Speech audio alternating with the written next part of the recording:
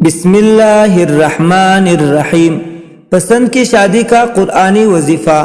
اگر آپ چاہتے ہیں کہ آپ کے ہونے والی بیوی نیک سیرت ہو اور جس سے آپ چاہتے ہیں اس سے شادی ہو تو اس کے لیے یہ عمل کرے۔ آپ نے یہ وظیفہ صرف جمعرات کے دن کرنا ہے، کسی اور دن نہیں کرنا، اور اسی طرح 7 جمعرات کے دن یہ وظیفہ کرنا ہے، یعنی 7 جمعرات، ایک جمعرات، دوسرے ہفتے کی جمعرات اور تیسرے ہفتے کی، یعنی 7 جمعرات تک یہ وظیفہ آپ نے کرنا ہے۔ وظیفہ یہ ہے کہ 2 رکعت نفل حاجت پڑھ کر اس کے بعد 11 مرتبہ درود پاک پڑھنا ہے۔ اس کے بعد 11 مرتبہ پارہ نمبر 29 کی سورہ مزمل پڑھنی ہے۔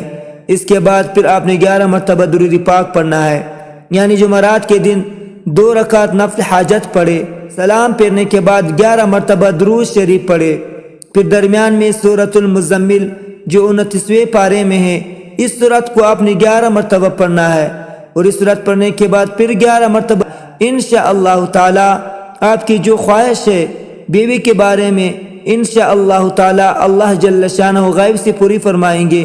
آپ جو بیوی چاہتے ہو، نیک صورت ہو، اور جس سے آپ چاہتے ہو کہ اس سے شادی ہو، تو انشاءاللہ تعالی اس عمل کی برکت سے آپ کی خواہش پوری ہو۔